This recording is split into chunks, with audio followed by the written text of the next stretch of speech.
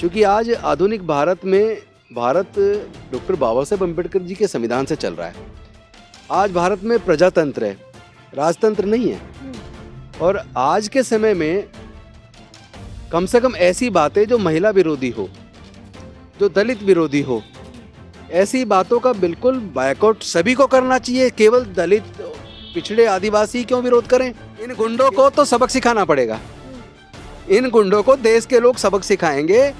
ये साधु का वस्त्र पहन के बेसिकली ये क्रिमिनल्स हैं, धर्म के ठेकेदार हैं वो। ये हैं कौन? इनको ठेका लेने का कौन अधिकार दे रहा है? ऐसे लोगों को तो समझ आ जाना चाहिए कि ज्यादा दिन तक अब इनकी गुंडागर्दी चलने वाली नहीं है। देश के लोग मानवता पसंद है, इंसानियत पसंद है, न्याय चाहते हैं, बराबरी चाहते हैं।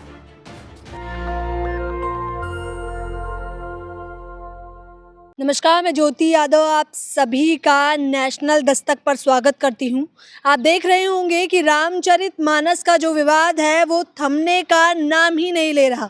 21 लाख का इनाम भी रखा था, तो उन्हीं राजू दास और स्वामी प्रसाद मौर्य के बीच एक चैनल में डिबेट के दौरान ही बहस छिड़ी और वो बहस देखकर ऐसा लग रहा था कि हाथापाई हो चुकी है।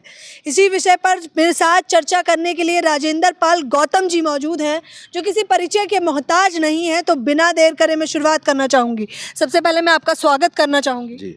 क्या कहेंगे आप, ये विवाद जो है वो थमने का नाम नहीं ले रहा है, क्या लगता है इसमें अब आगे क्या कड़ी जुड़ेगी?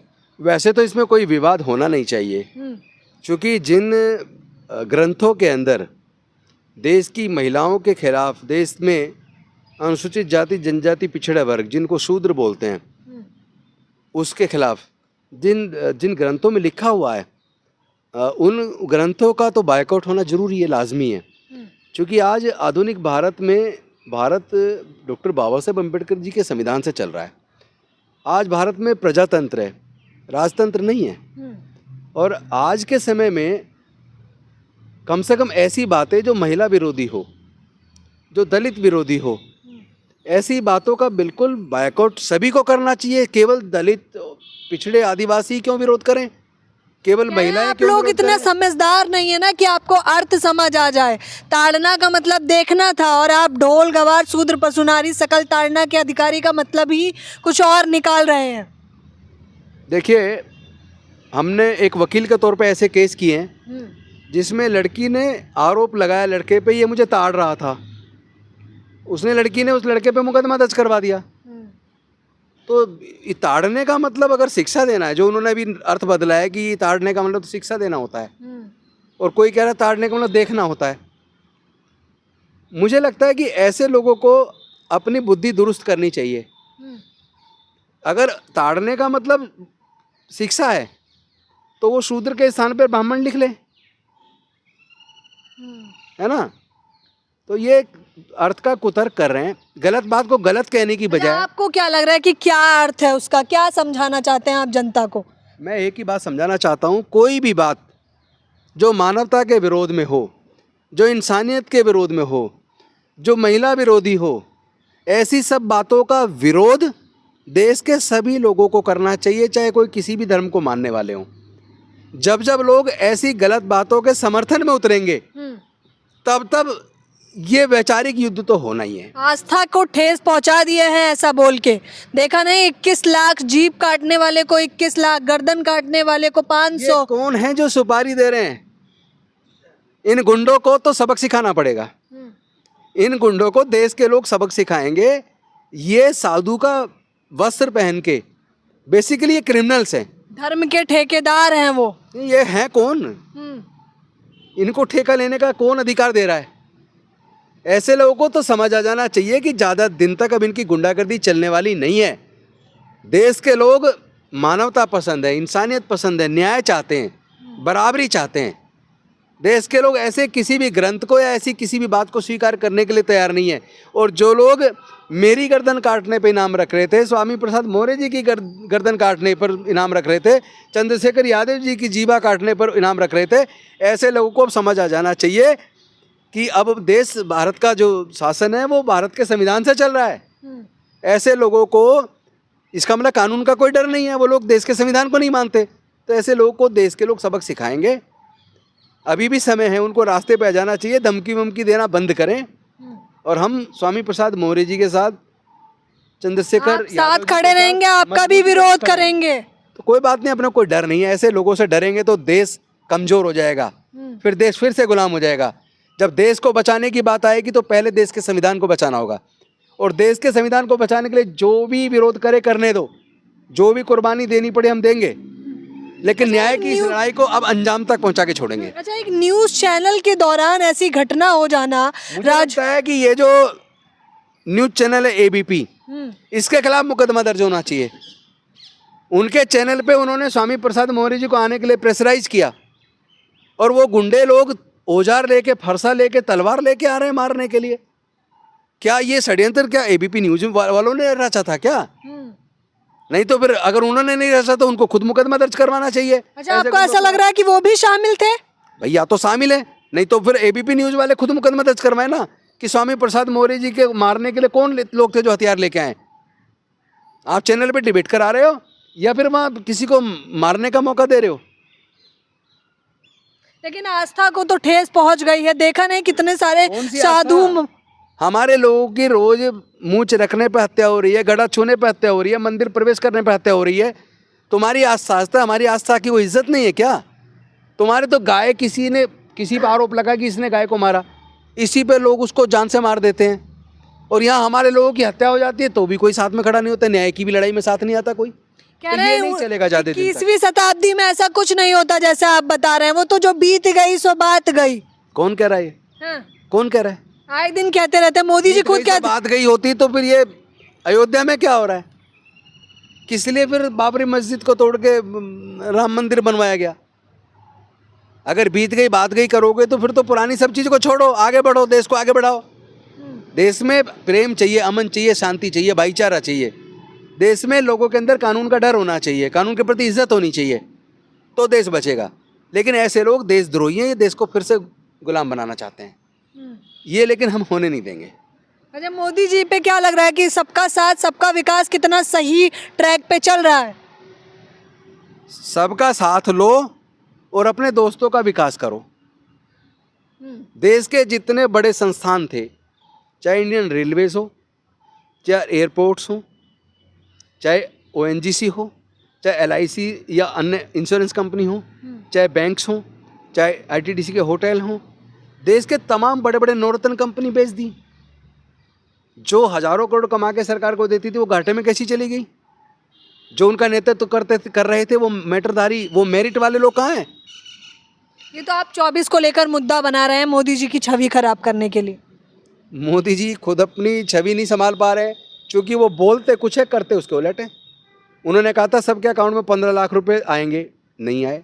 अमित शाह ने क्या तो दिया जुमला। पहले पूरी बात होने दीजिए, उनके लिए सब कुछ जुमला है। हाँ। उन्होंने कहा था हर साल 2 करोड़ लोगों को रोजगार देंगे, नहीं दिया। रोजगार देने के बाद छिन गए, नोटबंदी ला के लोगों को लाइन में खड़े होकर मरने के लिए मजबूर कर दिया, करोड़ों लोगों के रोजगार चले गए। तो 2 करोड़ रोजगार देने की बात तो दूर है, रोजगार लोगों के छीन लिया। उन्होंने कहा था बहुत हुई महंगाई की मार अब की बार मोदी सरकार, तो महंगाई कम होने की वजह और कई गुना ज़्यादा बढ़ गई। महिलाओं पे वार कई गुना बढ़ गए, दलितों पे अत्याचार, पिछड़ों पे अत्याचार, आदिवासियों पे अत्याचार कई गुना ज़्यादा बढ़ गए। तो आज सुरक्षित भारत में है कौन? भारत को खतरे में डाल दिया। भारत में कुकुर मुत्ते की तरह साधु का वेश पहन के लोग धमकी दे रहे हैं खुलेआम, उनके खिलाफ मोदी जी कोई कार्रवाई नहीं कर पा रहे। या तो मोदी जी खुद मजबूर हैं, डरे में, उन्हें लगता है उनकी सत्ता तो जनता तय करेगी किसके हाथ में जाएगी, हम सत्ता से हमें कोई लेना देना नहीं है। हम चाहते हैं बहुजनों की हकमारी खत्म होनी चाहिए, जातिगत जनगणना होनी चाहिए, और ऐसे तमाम ग्रंथों का बहिष्कार होना चाहिए जो महिला विरोधी हो, जो शूद्र विरोधी हो, जो इंसानियत विरोधी हो। कह रहे हैं आरक्षण मांग मांग के तू कुएं जितनी खाई खोद दी है, और जितना मिलता जा रहा है उतना ही कम है। आरक्षण मांग कर खाई खोद दी? ये जातिवाद तो किसने बनाया? आरक्षण की वजह से बनाया क्या? ये तो जो लोग जातिवाद के समर्थक हैं वो लोग जवाब देना कि हजारों साल तक भारत में 90% लोगों को शिक्षा से, संपत्ति से, व्यापार से वंचित क्यों रखा? किसने रखा? वो लोग माँ की पेट से लेके जमीन पैदा हुए थे क्या? देश के सारे संसाधनों के वो मालिक बने बैठे हैं। जो प्राकृतिक संसाधन कोई माँ के पेट से लेके पैदा हुआ था क्या? उसमें दलित, पिछड़े, आदिवासी, इनका हक कहाँ है? इनको हक कब मिलेगा? ये हक हमारी ज़्यादा दिन चलने वाली नहीं है। अपने लोगों का हक 90% लोग जिनको हज़ारों साल तक प्रताड़ित किया है, उनके हक की लड़ाई तो लड़ी जाएगी और उनको हक दिलवाया जाएगा। आरक्षण छोड़िए, इस आरक्षण की बात करते हो, नौकरियां हैं कहाँ? नौकरियां तो है ही नहीं, तो आरक्षण कहाँ बचा? आरक्षण तो तुम खत्म कर चुके हो। आरक्षण शब्द रह गया है, असल ये आरक्षण धोखा बन गया है। एक बात बताइए, देश के बड़े बड़े संस्थान IIM, IIT, medical college, management college, जो जनता के पैसे से सरकार ने बनाए, उनकी फीस इतनी ज़्यादा कर दी कि आम आदमी, देश के 95% लोग वहाँ, उनके बच्चे पढ़ ही नहीं सकते क्योंकि उसका फीस बहुत ज़्यादा है। तो क्या जनता के पैसे से पूंजीपति लोगों के बच्चों को पढ़ाने के लिए इंस्टीट्यूट खड़े किए हैं? काहे कि आरक्षण की बात करो, आरक्षण है कहाँ, बच्चा कहाँ है? इसका जवाब उन्हें देना पड़ेगा। अब तो हमें हिस्सेदारी, भागीदारी, ना केवल सत्ता में, ना केवल सुप्रीम कोर्ट में, हाई कोर्ट में, ना केवल कॉन्स्टिट्यूशनल बॉडीज़ के अंदर, हमें देश के प्राकृतिक संसाधनों में भी बराबर हिस्सेदारी, भागीदारी चाहिए। इस लड़ाई को हम लड़ेंगे और अंजाम तक पहुंचाएंगे। तो आप कह रहे हैं कि अभी नहीं मिल रहा है, बस नारा ही चल रहा है। कहाँ मिल रहा है बताओ ना? हाँ। नौकरियां हैं कहाँ? कह रहा है योग्य नहीं है, अब जो निकम्मे हैं उनके लिए नौकरियां कहाँ से आए? आत्मनिर्भर बन जाइए मोदी जी। फिर ये जवाब वो लोग दें जो लोग अपने आप को मेरिट वाला, काबिल समझते हैं। अगर वो इतने ही काबिल हैं, देश के सारे सर्वोच्च पद पे हुए, तो फिर वो सारे इंस्टीट्यूशन घाटे में जाके बेच के ऐसे गए? जवाब दें ना वो। एक दिन वो निकम्मे और नाकारा हैं। सवालों के जवाब तो जाहिर तौर पर बार बार, अच्छा, इसीलिए भारत बार बार गुलाम हुआ, क्योंकि उन्होंने शस्त्र धारण करने का भी अधिकार कुछ ही लोगों को दे दिया। गरीब इसलिए हुआ क्योंकि व्यापार का अधिकार भी कुछ ही लोगों को दे दिया। देश की मेजोरिटी को तो सत्ता से, व्यापार से, संपत्ति से, सब संसाधनों से दूर रखा। इसलिए भारत बार बार गुलाम हुआ है, हजारों साल गुलाम रहा है। तो इसका मुख्य कारण यही है, आरक्षण की जो बार बार एक ही बात की जाती है, आरक्षण भीख, कुछ लोग कहते हैं इसे। तो बता दें कि आरक्षण भीख नहीं बल्कि उन सभी लोगों का हक है। शर्म आती है ऐसे लोगों पर जो जीभ काटने, हाथ काटने के लिए इनाम रखते हैं, और ऐसे चैनलों पर भी शर्म आनी चाहिए जो इस तरह की चीज़ों को बढ़ावा देते हैं। ज़बरदस्ती स्वामी प्रसाद मौर्य को उस डिबेट में बुलाया गया है और सोची समझी साजिश के तहत किया गया है। इसके कई सारे कारण तो इस वक्त आपने मेरे साथ सुन लिए होंगे। तो क्या लग रहा है, रामचरितमानस जो वो कह रहे थे कि बैन हो जानी चाहिए, अगर ये है तो बॉयकॉट हो जानी चाहिए, आपको क्या लगता है? केवल रामचरितमानस नहीं, बल्कि कोई भी ऐसा ग्रंथ जो इंसानियत के खिलाफ हो, जो मानवता के खिलाफ हो, जो महिलाओं के खिलाफ हो, ऐसे किसी भी प्रकार के ग्रंथ का विरोध होना चाहिए। ऐसे ग्रंथों का बायकॉट होना चाहिए। ऐसे ग्रंथों पे छपने पे बैन लगना चाहिए। अब समय आ गया है, न्याय की लड़ाई को और देश को बचाने की लड़ाई को सबको मिलकर लड़ना चाहिए। अच्छा, बीजेपी कह रही थी कि हम कैसे ताड़ना के अधिकारी बता सकते हैं महिलाओं को, हम तो खुद देवी का स्वरूप बताते हैं। बीजेपी तो 4 दिन जुम्मा हुए बीजेपी को बने हुए। बीजेपी की बात नहीं कर रहे हम, इसको बीजेपी को लाइए मत बीच में। ये लड़ाई अम्बेडकरवाद बनाम मनुवाद के बीच है। ये लड़ाई न्याय और अन्याय के बीच है। ये लड़ाई इंसानियत और हैवानियत के बीच है। ठीक है ना? इस लड़ाई में अब सबको तय करना पड़ेगा।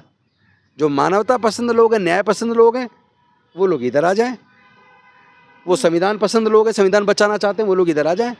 जो संविधान विरोधी लोग हैं, मानवता विरोधी लोग हैं, इंसानियत के विरोध में हैं, अन्यायवादी लोग हैं, जो रोज रोज शोषण करने वाले लोगों को सपोर्ट में खड़े हो जाते हैं, वो लोग हमसे दूर रहें। अच्छा, हिंदू राष्ट्र पे क्या कहेंगे? कह रहे हैं कि हिंदुओं की संख्या अधिक है तो हिंदू राष्ट्र बन जाने दीजिए, फिर कोई आस्था को ठेस नहीं पहुंचाएगा। सबक ले लो नेपाल से।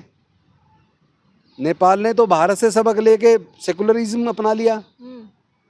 और दूसरी बात, हिंदू राष्ट्र का मतलब क्या, ये मनुस्मृति से शासन चले?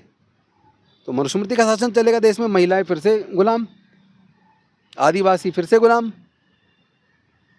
और शूद्र फिर से गुलाम, पिछड़े वर्ग के लोग फिर से गुलाम, फिर से देश में केवल 10% लोगों के हाथ में ही सारी ताकत। तो ऐसा शासन हमें नहीं चाहिए भाई। आपको मुबारक, आप लोग देश को तोड़ना चाहते हैं, देश को फिर से गुलाम बनाना चाहते हैं, तो ये तो चलेगा नहीं। हमें अच्छा, आप पहचान कैसे करते हैं कि ये मनुवादी है? जब क्योंकि जो जनता देख रहे, गलत बात को सपोर्ट करें, जो लोग इंसानियत के विरोध में बातें करें, जो लोग संविधान के विरोध में बातें करें, जो लोग महिला विरोधी हों, जो लोग अन्याय को समर्थन देते हों, जो लोग उत्पीड़न करने वालों के फेवर में महापंचायतें करते हों, तो वो तो पता पहले ही लग जाता है कि ये विरोधी लोग हैं। जो लोग न्याय की बात करते हैं, संविधान की बात करते हैं, मानवता की बात करते हैं, उनका अलग पता चल जाता है। जाहिर तौर पर जो लोग आपको शिक्षा, स्वास्थ्य, रोजगार जैसे मुद्दों से हटाकर बस राम मंदिर के मुद्दों पर लाना चाहते हैं और हिंदू राष्ट्र बनाना चाहते हैं, तो ये बिल्कुल भी मुश्किल है, नामुमकिन आप कह लीजिए, क्योंकि ये देश जो है वो संविधान से चलेगा, ना कि हिंदू राष्ट्र से। आपने देखा कितनी बेबाकी से इन्होंने मेरे साथ बातचीत करी और अपनी बात हम सभी के समक्ष रखी। मैं चाहूँगी कि आप लोग मुझे अपनी राय बताना बिल्कुल ना भूलें। कैमरा पर्सन तौहीद के साथ ज्योति, नेशनल दस्तक। नेशनल दस्तक की आपसे गुजारिश है कि अगर इसको बचाना चाहते हैं तो नेशनल दस्तक को सब्सक्राइब करने के लिए रेड कलर के सब्सक्राइब बटन को दबाएं, फिर बेल आइकन की घंटी दबाएं। नेशनल दस्तक को बचाने के लिए बहुत जरूरी है कि हर खबर को शेयर करें, लाइक करें, कमेंट जरूर करें।